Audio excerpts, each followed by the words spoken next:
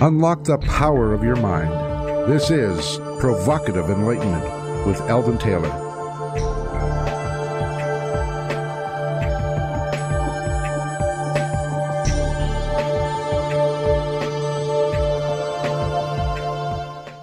Welcome and thank you for joining us today. The next hour is devoted to learning something more, not just about the world of shoes and ships and sealing wax, but about how, what, and why we believe as we do. A time for the open-minded, willing to challenge some of those old ideas behind what we think we know, who we are, and who we might just become. For we are in the business of provocative inquiry. I'm Eldon Taylor, and this is Provocative Enlightenment. All right, our chat room is open, and my partner Ravinder awaits you there now. You can log on by going to provocativeenlightenment.com/chat. Don't forget the /chat, as my pretty bride tells me, or reminds me all the time. We do have a great chat room, so Ravinder, tell us all about it, please. Yes, we have a good chat room, and we'd love for you to join us too. Add into the conversation. Bring up your questions. You can often ask questions when you're on the air. We also share lots of other information in the chat room. So if you're not able to join us live, you can always go back and look at the chat log afterwards. And, if there, as I said, if there is any other information, you can get it then. So, oftentimes we'll have the actual guest or the guest assistant in the chat room. So, yeah, we do often get additional info. Come join us. That's provocativeenlightenment.com/chat. Okay, in today's spotlight, I wish to discuss visualization. This is a tool that we all possess, but few give it the rightfully due respect it deserves.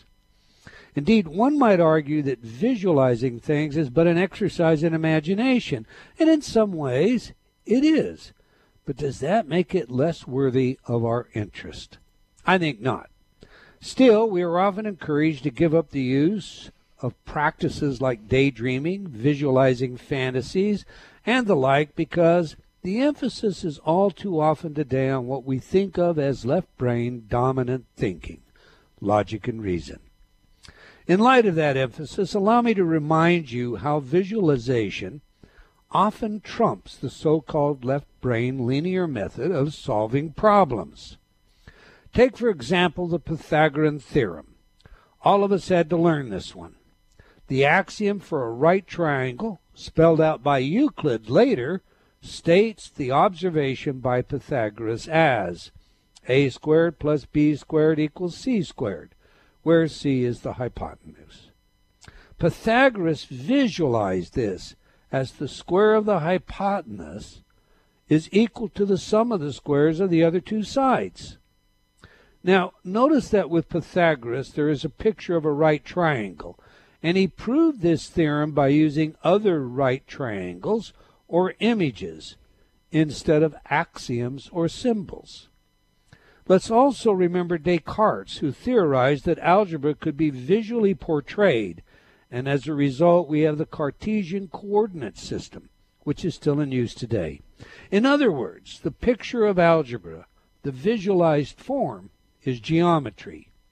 For years, one of my hobbies has been the geometry of sound, something referred to as cymatics. My studio is equipped with gear designed to visualize sound lifetime. So when I wrote about the fact that Handel's Messiah always displays a perfect five-pointed star during the Hallelujah chorus, it was something I could observe and confirm in my own studio. I've shown this to many people, but it still astounds me today how some music can display such perfectly harmonious and joyful geometry, while other music delivers totally discordant information. As humans, we are particularly good at pattern recognition. Computers can do many things faster than the human brain, but pattern recognition is not one of those things. We excel at recognizing such things as the faces of people we know, even if they have aged many years since we last saw them. This ability is something that gives rise to recognizing the importance of our visual system in our evolution. Years ago, I remember reading a study that tested the power of imaging basketball free throws. 3 groups were recruited by researchers. Each group shot free throws, and their scores were recorded. One group was sent home to do nothing for 30 days. One group was asked to practice free throws every day for 30 days. The third group was instructed to visualize free throws for 30 days. When the 30 days had passed, the groups were brought back and again tested on the accuracy of their free throws. There was no change in the group sent home to do nothing, but both the group who visualized and the group who practiced improved. And get this, their improvement was basically the same. Now, my purpose today is not to teach you to visualize, as you can already do that. No, I wish rather to emphasize the importance of using visualization, this tool in your toolbox, for it can not only solve problems, including those difficult mathematical expressions, but it can also empower us in many ways. Visualization can train our bodies to perform better, build expectations that lead to success, and shape everything from our posture to our creative abilities. The fact is, everything can be pictured, visualized, and given sufficient creativity. This even includes the world of quantum physics. Clearly, a picture can be worth much more than endless words. Einstein put it this way: imagination is more important than knowledge. Your thoughts on this one, Ravinder? Oh, it's definitely a great tool, something I've used a lot. I use it all the time. So if I'm having problems going to sleep, I picture myself standing on the beach and hearing the waves crashing. I don't count sheep, they're boring. I just hear waves. And then, if I have an event coming up that I'm uptight about, then I will often picture the event going well, being successful. So if I have to speak in front of a group of people particularly, I will picture myself doing it ahead of time. And it really does make a difference when you actually come to do that. So it's a great, great tool. I think a lot of people think of visualization that way. I'm going to visualize success. But I had a conversation just a couple of nights ago with our son, senior in high school, and we talked about a math problem. So the problem went something like, Jane and Dolly, let's do this right. Bob got a B. Jane and Dolly, one of them did better than Bob. Amos, Bob's other cohort, did worse than one of the girls. What grades did they get? Now, if you try to solve that in your head, you've got a real problem. But if you just create a matrix, you line up on one axis, Jane and Bobby, each of the characters, and on the other, the grades, and you start filling in the blanks based on the knowledge you have, suddenly there's the answer. But that's a visual process. That's not the linear, logical process that I would think of normally in a rational way. And that, to me, is the real power of visualization. Okay, every week I read some of your letters as our way of involving you while paying respect to the very important role you play in making this show successful. Last week our guest was Dr. Andrew Newberg, and we discussed how enlightenment changes the brain. William wrote, "What a great, knowledgeable guest Dr. Newberg is. Do please bring him back to the show again. I could have listened to him for hours." We will do that, William. Dr. Newberg is indeed a favorite of mine as well. Kathy wrote, "I love Dr. Newberg. His work is so interesting. Thank you for having him on the show." Peter wrote, "I like the idea of little steps of enlightenment that lead to larger forms of enlightenment." Richard commented, "Why is it always an awareness of non-material stuff? Is that enlightenment?" Now, that's an interesting question, Richard, and that description does seem somewhat oxymoronic on its face. What do you think of that, Ravinder? It does indeed. Yeah. It's a very interesting question. I'm aware of nothing. Food for thought. Or is it no thing? I will give up everything for no thing. Nothing. Okay. Yeah. Moving on. Mava posted this feedback regarding last week's Spotlight. Dr. E, you once again show and explain how there's always more at work in our lives than we think. Having survived abuse, I know all too well how I can be my worst enemy. I use Inner Talk to help me to stop living that way. While I still feel challenged with giving myself credit for having come a long way, I'm thankful every day for having the opportunity to continue to change. I love and appreciate you and Mrs. T for all that both Provocative Enlightenment and Intertalk do for this world. You like that, don't you? I do indeed. We're truly honored by your words, Mava, and we will continue to do our best to deserve them. At least I think she will as well. I'm teasing, of course. Mike wrote, you explain things so well, Dr. Eldon. Of the many of your programs that I have and use, eliminating self-sabotage is probably my favorite. Your programs flat out work. Thank you.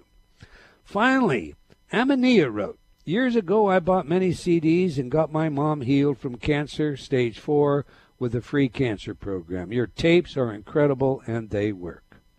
Well, we're both very happy for your mother, Amania. All right, that's all the time we're going to take for your letters today, but I do invite you to opine by emailing me at Eldon, that's ELDON, at eldontaylor.com, or by joining me on Facebook. We sincerely appreciate your comments and feedback. Now to this week's show, Mini Habits with author and coach Stephen Guise. So what is a mini habit? You might fairly ask. I mean, a habit is a habit, right? Well, we'll just ask our guest that question today, for he started doing at least one push-up every day, and that was his first mini habit. 2 years later, Stephen's mini habits have him in peak physical condition, writing 4 times as many words and reading 10 times as many books. His copy states, Mini Habits combines Stephen's life-changing experience above with science, logic, and humor. It rejects common self-help and habit formation advice in favor of smarter strategies that work with a modern, hectic lifestyle. Having many habits enables you to move forward consistently even on your worst days. Close quote. His book, Mini Habits, has not left the bestseller list since it was released, selling more than 125,000 copies worldwide. So on that, let's get him in here. Welcome to Provocative Enlightenment, Mr. Stephen Guise. Thank you, Eldon. It's a pleasure to meet you. It's our pleasure indeed. I enjoyed your book. You've got some really interesting ideas, and I want to flesh those out in the show. But first, we like to consider 3 things. Who's the messenger? What is the message? And, of course, how would we use it? So to that end, please tell us a little about yourself and why and when you became interested in the idea of mini habits. All right. My name is Stephen Guise. I consider myself a regular Joe, even though my name is Stephen. So I guess my interest in mini habits started probably 10 years ago when I first wanted to change my behavior. I was kind of a slacker in school and you could say in life. So I developed a lot of bad habits. And as I matured, I realized I wanted a different sort of lifestyle. And so I just tried to change my behavior. And I found out that that was a lot easier said than done. So that's when I started writing and thinking about behavior change. And then I came up with mini habits kind of accidentally 10 years later. All right. You heard today's spotlight, Stephen. Did you use any visualization techniques or even just imagine yourself being where you are today? I found that very interesting because I think what we're going to talk about today is kind of a complement to visualization, though I don't know how well integrated they are. I'm sure they could be integrated, but I see practice as another way to change the mind. Visualization would be one way to change how you think and perceive the world, think about and perceive the world. And practice is another way that we can do that. Okay, so you didn't sit back and say, all right, I'm just going to do one push-up. I'm going to visualize myself doing one push-up every day. That's it. I'm going to do one push-up to begin with. If I feel like doing 10, maybe I'll do 10. But every day I'm going to do at least one. You didn't do anything like that. What did you do? You could argue that. I mainly committed to doing one a day, and I didn't really worry about the results of that or think much about what it would end up like. Okay, let's do this. You state in your book, the very beginning, that you believe that you were the problem, and that's why you failed at your big goals. So, one, why did you believe you were the problem? And two, what did you learn that changed your mind about this? Okay. Yeah, I believed I was the problem because I was following conventional strategies, which were supposed to work, but they weren't working for me. So I assumed, oh, they're not working for me, but flesh that out. They work for other people. Flesh that out for us. What do you mean by traditional strategies, please, Stephen? Mainly motivation-based strategies, like the whole idea of getting motivated and getting your daily motivational fix. So you wanted to improve, and to improve you were going to motivate yourself. How were you going to motivate yourself in the old-fashioned way? The most common way is just to try to think your way into doing things. Like maybe you're down because of some reason, and then you'll try to basically argue with yourself into doing something, or try to convince yourself with thinking certain thoughts. So you're standing in front of the mirror, or you catch yourself walking by, that's better still, and you happen to notice you've got this ripple hanging over your belt. And you don't want that. So you say to yourself, that's it. I'm changing. I'm doing something different. I'm going to take that belly off. And your motivation then becomes destructive in a sense. I'm going to destroy that belly. That's the traditional. Isn't that kind of what you're saying? Yeah. It's and the problem with that is that it's not a consistent thing because it's based on our emotions. Right. So if you have a bad day or something, you're not going to necessarily feel like doing anything about the belly. Right. And even if you feel like it, you're not going to have a complete strategy. So you might grab somebody's diet program or somebody's exercise program, but then what keeps you doing that? And isn't that why most people fail at their resolutions and their weight loss programs, et cetera? I mean, is that what you found? I believe so, yes. Because most people like me assume that they are the problem, when I think that we are a lot more constant than we think we are. It's because we live in such a dynamic world that we perceive ourselves as acting differently in different situations. I think it's mostly that so many variables around us are changing, and studies have shown that our behavior is somewhere around 50% habitual, which means subconscious. It happens beneath our conscious awareness. Yeah, actually, the literature shows us now that about 90% of our behavior is automatic. As far as habits are concerned, the nucleus accumbens is making those decisions. And, we just think that we're making the choice. We're actually rationalizing why the choice. But okay, so I just want to make sure I understand this. So you made this realization, I'm not the problem. How did you, come about then devising a change to that? If you weren't the problem, well, who was? Yeah, that's a great question. And I thought about that. If I'm not the problem, what is the problem? And really the only answer at that point is you have to look at your strategy. What's your strategy for taking action? And from what we know about the brain, we develop and strengthen neural pathways by repeating a behavior. So I thought about the behaviors that I wanted to succeed in, such as fitness, reading, and writing. And So I figured, okay, I need to do these more consistently. And once I elevated consistency to the highest priority, that really changed the entire strategy. It was no longer about the size of my goals. It was about, can I do this every single day? Consistency, the magic in the happening. All right, then define for us a mini habit.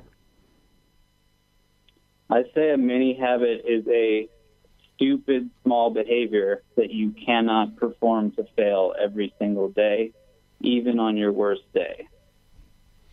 And So I say it's stupid small just because it kind of makes you laugh when you say it out loud or tell someone. So I decide I don't like that belly. I'm going to do one plank every day, or one push-up, whatever, one sit-up. And then I make sure I do that every day, come rain or whatever, right? That's right. Okay. And that in and of itself is what you did to change from where you were to where you are? Yes, and the reason is because it changed my brain. At first, I just did it as an experiment because the first push-up I did turned into a 30-minute workout that I couldn't motivate myself to do before. So that really got my attention. And from that point on, I said, okay, I'll just do this for the full year, 2013. But after 6 months, I really noticed a change in how I related with exercise. And that is really the key when you're thinking about a behavior. How do you relate with that behavior? Is it a foreign thing to you, as exercise was to me? It was like before my mini habits, exercise was a special occasion. When I would exercise, I would feel really good about myself, as if I had done something spectacular. And now it's just a normal part of my life. And that's the habitual component of it. That's the brain changing. Neurons that fire together, wire together. So what you were really doing is repatterning your brain as you establish this new habit of exercise. Have I got that right? That's right. Okay. Now, did you ever have a day that you faltered where, well, I was going to do one push-up, but I'm not going to do it today. I just had a big piece of cake or something? I don't think I had a day like that because it is just one push-up, and I could complete it right after this sentence, between sentences. I did have maybe 3 days in the 6 months in which I forgot to do it. And I did have some days when I actually did the push-up in my bed at night because I remembered at night just to meet the requirement. But I found that was actually significant, too, because it kept my winning streak alive. And there's also a lot of psychology involved in setting and reaching goals, like just looking at I actually marked a massive calendar with check marks. Just seeing all those check marks in a row is very encouraging. Yeah, I think one of the things that really hit me about your book, you've pretty well brought out now, and that's the notion that success came from a commitment to consistency, not to a goal. And that's a pretty big, turnover, if you will, of the traditional idea of how we do something. Most of the gurus out there are going to say, well, you set a goal, make it a realistic goal, and crystallize your thinking, and, da-da-da. But what you did was commit yourself to the consistency of doing something so easy that there was no excuse not to ever do it every single day. Have I got that right? That's right. And really this concept, I say in my upcoming book, which isn't released yet, this concept is really the advanced program. I know when you hear just do one push-up a day, it sounds like something you'd tell a kid or something. It sounds ridiculous. But it's actually much more advanced than most goal systems because those don't even attempt to change your brain. It's just like a kind of a free-for-all Wild West. Like, oh, well, we'll see if I reach my goals or make any progress today. It seems like it's all left up to chance and if you happen to be feeling it that day. Whereas this is a very calculated approach to change your brain. Well, your book makes that clear, and it does so with some great humor as you go along. The book, again, is Many Habits. We have a hard break coming up, Stephen, so we'll pick this back up after the break. We're speaking with Stephen Guise about his life and book, Many Habits. You can learn more about our guest by visiting his website at Stephen Guise, and that Stephen is Stephen, Guise, Guise.com. Now, we have a video for you in our chat room today featuring our guest discussing the tomorrow delusion. So if you're not in the chat room already, now's the time to get on over there. But remember, if you're driving or otherwise unable to open your computer right now, you can come back later and review the chat room details, including view the video. Okay, do please stay tuned. We'll be right back. You're listening to Provocative Enlightenment with Eldon Taylor. Do you feel like you've become lost in a funhouse, only seeing the reflection of yourself, past, future, and present, but unable to find the real you? I invite you to step through the doorway and onto a pathway leading to understanding of your mind, your choices, and the influences that surround you. Read Eldon Taylor's New York Times bestselling book, Choices and Illusions. Now expanded, updated, and revised, it will provide you with real-life examples of how you can break free of your current perceptions and begin your journey to How High Is Up. Get your copy today from all bookstores or online from Amazon.com or Barnes & Noble.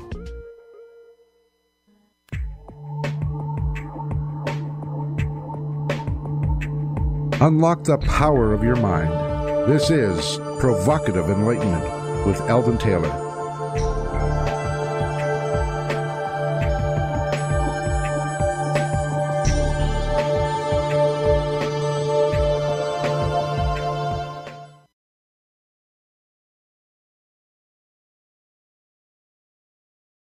And welcome back. If you just joined us, we're chatting with Mr. Stephen Guise about his life and book, Many Habits. You can learn more about Stephen and his work by visiting his website at stephenguise.com. Now, we ask our guests for their favorite music that has some genuine significance to them. Music psychology is a field of research with practical relevance in many areas, and we often get a fair amount of self-disclosure when we listen to our guest's favorite music. So on that, we just played some of Holding On to You by 21 Pilots. So please tell us, why is this music important to you, Stephen, and how does it instruct us about who you are? Honestly, I really just like the music itself, though I do really appreciate the lyrics from 21 Pilots as a band. I believe this song in particular is about his struggle with depression, which honestly I can't say I struggle much with. So maybe I'll talk about another of their songs, Car Radio, which is a pretty powerful message. He talks about how his car radio is stolen, and because of that, he just has silence in the car. And I think that's just kind of a powerful comment on our society, how we're always plugged in and distracting ourselves. And that can make us uncomfortable with silence, which I think points to a problem.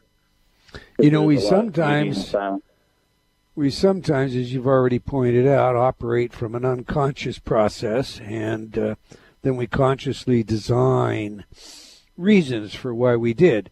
You don't think these lyrics and Holding On to You had any particular meaning to you? I mean, did you have to deal with, depression or bouts of being down like that? Oh, sure, I've been down. I wouldn't say it's a chronic issue, but yeah, I think it's powerful to anyone because nobody is 100% happy 100% of the time. Amen. Well, that's as candid as it gets. Listen, a lot of our listening audience, of course, wouldn't have been in the chat room, and therefore they wouldn't have seen the video that we just did, but I've had a couple of text messages regarding it. So please explain the tomorrow delusion for those that were unable to view that video. Yeah, so that video is about a way we deceive ourselves by thinking that tomorrow is going to be any different than today. And that video is a way to illustrate that. I haven't seen the video in a little while, but I believe it's an ant creature who is trying to reach candy, and the candy is worth 5 points. So he just decides to get it tomorrow, basically. And the next scene shows him further away from the candy, and there's actually a bit of a ditch in the ground, so he would have to jump even higher to get the candy. And it progressively gets worse and worse. And at the end, the chocolate bar is trying to eat the ant, which kind of shows how it can just get really bad if you always put things off until tomorrow. And the big overarching lesson of that is to assume that today is all you have, and that you're setting a precedent today for every future day. Amen. On the other hand, we like to think that, tomorrow things can be different because that offers us hope. And sometimes when you're dealing with tragedy or trauma, we need to be able to think that tomorrow will be different. With respect to goals, I certainly understand what you're saying, but do you think that holds across in all cases, that today is the precedent and tomorrow isn't going to be any better than I make today? Is that kind of a motto by which you would live, or do you think there's a place for both in our world depending on the circumstances? Well, considering that tomorrow never actually arrives, because when it arrives, it's today again, I really do believe that our focus is best placed on today, because hoping for something better tomorrow, I don't really believe in that sort of passive thing. I believe in being active today in order to actively make a better tomorrow. That's my take on it. Okay. All right. I'm not sure how I would adapt that to some circumstances, but thank you for your definition. Let's do this. What do you mean by ego depletion? Ego depletion is defined as the depletion of the self. You could also call it willpower depletion. Anytime you take an action that you subconsciously resist, that supposedly takes up some amount of your willpower. Okay, now I guess I'm a little confused there. So maybe you can clarify that by telling me, what's the difference between motivation and willpower? Sure. So motivation is when we want to do something. You're motivated to do something. Willpower is when you're not motivated to do something, but you force yourself to do it anyway.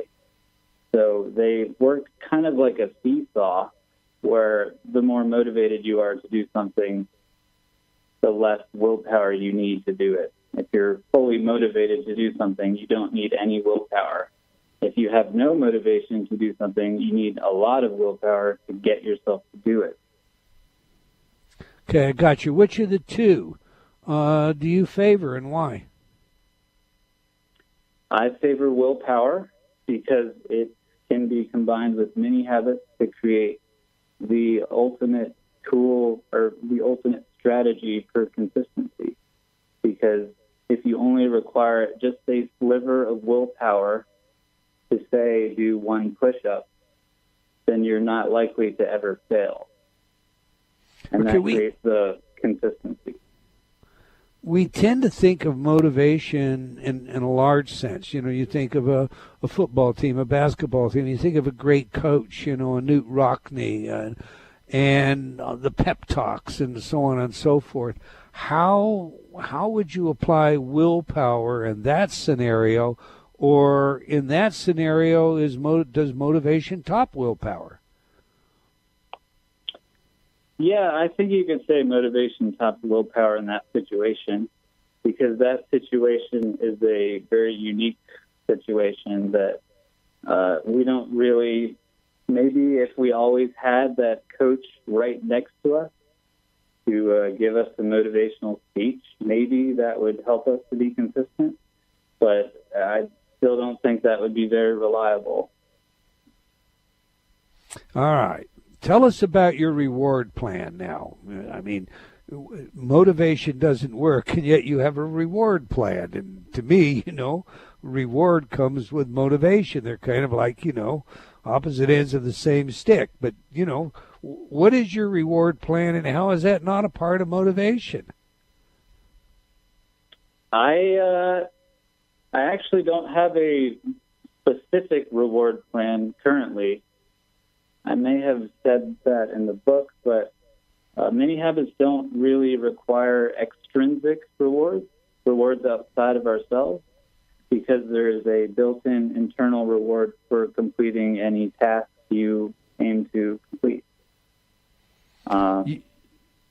Motivation I see as a way to take action, at least in the context I've been speaking. Okay, you did in your book, Stephen, on page 89, step 4, create a reward plan. But what you're saying is you don't think the reward plan or the reward association, as you spell it out anymore, is a necessary part of the commitment to consistency. Have I got that right? That's right. Okay. And that's because these behaviors are so small. Typically in habit formation, they suggest a reward to, as you said, to motivate you into doing the task. But since we're doing a willpower and small task approach, we don't really need that to reinforce the behavior, since we can do the behavior indefinitely without a reward. So the behavior itself becomes the reward in a sense. Exactly. All right. Before I continue on with my own questions, in line as a follow-up, I want to take a question out of our chat room that's in front of me. Richard from the chat room says, Japanese corporations have long used the technique of Kaizen to achieve business goals, very small micro steps to begin any change. Did you base your program on that? Were you familiar with that? And are they basically the same? I have heard about that since writing the book. The motivation for writing, well, now I'm going to confuse people because I just used the word motivation in its second form, which is a reason to do something. But I won't get into that. My reason to write the book was because of my experience with the 1 push-up a day and how it changed my brain. But I have heard of it, and I'm a big fan of small steps because they say getting started is the hardest part, and small steps break through that resistance. So it's very smart in all phases of life. As I understand it, I think further the Japanese system is all about goal orientation. So you have a larger goal and you divide it up into these smaller steps. And, in a sense, if I understand you correctly, and I don't want to put words in your mouth, what you do is not about a goal. It's really about consistency, a change in behavior. Yeah, you could do it with a goal in mind.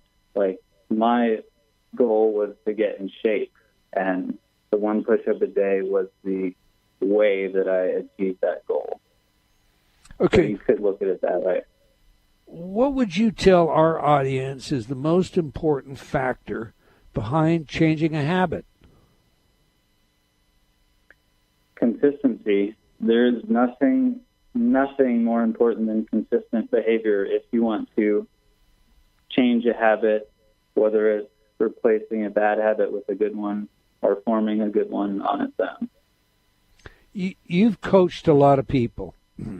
Share with us a story or two, if you will, of how you've been able to help someone by starting them on this mini habit process.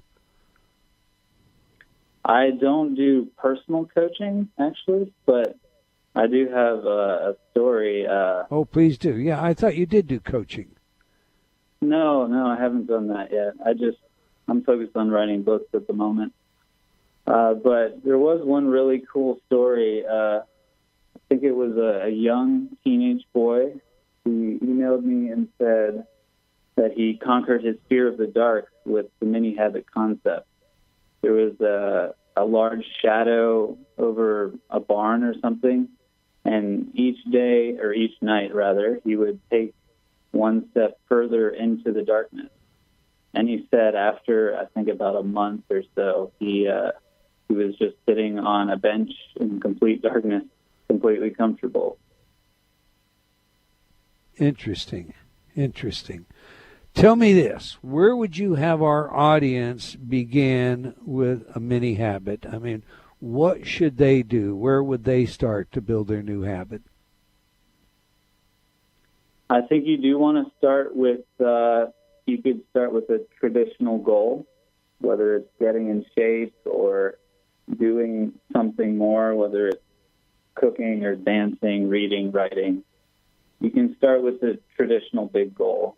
And once you do that, you try to minify it into the smallest possible step that begins the process. So, and I say begins the process because I had a reader tell me that she had written 30 words in 30 days. And the problem with that is she didn't start the writing process, because you can mindlessly write one word without writing anything else, because it doesn't take much thought to write the. So small, but not so small that it doesn't start the process. I see a mini habit as a spark, and any of those sparks on any given day can ignite into a larger amount of work. Okay. If, let's say, success, I mean, I think everybody gets fitness, you know. If I want to be fit, I'm going to have to start doing something. I remember my wife and I run, and the first time we ran, it was, you know, like a 100-yard dash, and it killed me. I mean, killed me. The idea of running, you know, a half marathon, 10K, 12K, get out of my face. Are you kidding me? But, you know, we just started running very, very slow and insisted on what you can call a mini habit. We're going to do this 3 times, 4 times a week. Well, now, you know, you run 12K, and, well, you know, I can get bored, but, you know, it isn't at all that killer event that it was when I first started. So I think everybody gets the idea where a physical is concerned. But what if my goal is success? Is it, do I need to identify something that's holding the success from me in order to begin, in order to identify a mini habit? Or do you have kind of a pattern of, well, these are the right kind of mini habits? Start the mini habit. Let's say you're at telephone sales. Begin a mini habit by making at least 1 phone call a day. I don't know. You know, do you have a pattern that works as a template that would guide our audience in other areas than physical fitness? Sure. Okay. Define your end goal objective, then minify it into the smallest possible first step, but something that begins the process, and aim to complete that step every single day, and also find a way to mark down your success each day. That's very important, actually, because it reinforces the commitment and encourages you. And do not set a day limit. Like a lot of people do these 30-day challenges. There's no scientific evidence that habits are formed in 30 days. Actually, the one study on that found it was about 66 days on average. So with a crazy range from 18 to 254 days. So the lesson is we don't really know exactly how long it's going to take to form the habit. So let's not aim for a certain number of days. Let's aim for something we can do regardless of whether it's habit or not. Because once something is habit, obviously it's easier to do at that point. All right. So we're going to set up our goal. We're then going to look at that goal broken down into the smallest possible steps. We're then going to take each one of those steps and maybe reduce it into just a small part of what that step may be, and we're going to do that every day as a mini habit for 66 days minimum. I think Pavlov's conditioning response was 144 repetitions, so maybe you need to do 144 days. But we're going to do that until we rewire the brain, and then we're going to move on to the next step. Have I got that right? That's right. And then there are considerations like cues, whether you do it at a certain time each day, after a certain activity. That's stacking the habit on top of an existing habit, which can be effective. Or as I did it, which is just a daily deadline, one per day at your choice. And that's kind of a different approach than has ever been done before, because these behaviors are small enough that you can actually form multiple routes, if that makes sense. Yeah, it does. The traditional, makes perfect sense. More like a bad habit, actually. If you think about when people smoke cigarettes, it's not at the same time every day. It might be several times a day with different cues. So you can sort of do that with a mini habit. And I've actually done that with my writing mini habit, where I write at all different times during the day. For what it's worth, I actually think the worst possible bad habit is quitting. You know, we set goals, we say we're going to do something, and then we get partway in and we quit. And, when we do that, we just sabotage ourselves, and we train ourselves that, hey, it's okay to quit. And that's precisely what we don't want to do. Let me ask you this. Has anybody ever argued with you that a mini habit is too small to matter? No? I can't think of a specific example, but, I mean, you could say that society in general argues against me because they say to do the opposite. I think when people hear the concept and hear the explanation behind it, it makes sense to them.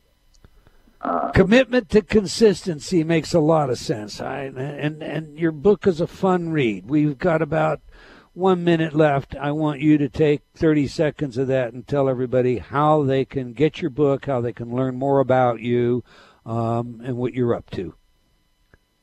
Okay. My book, Mini Habits, Smaller Habits, Bigger Results, is on Amazon.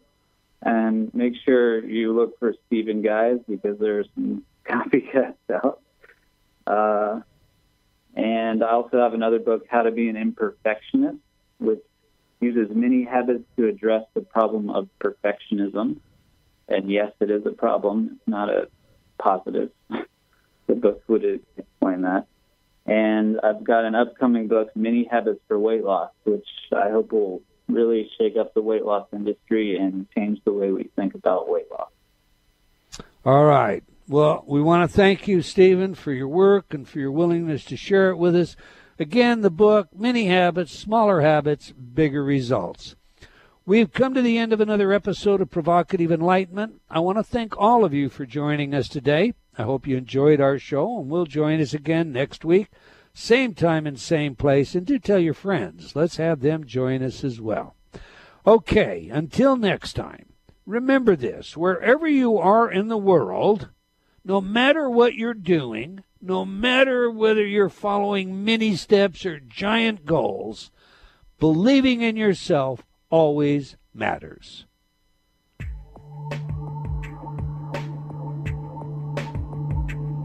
Provocative Enlightenment has been brought to you by Progressive Awareness Research and other sponsors. Provocative Enlightenment is a syndicated show and appears on other networks. For a schedule of show times, visit provocativeenlightenment.com. If you're interested in becoming a sponsor, write to Eldon at eldontaylor.com.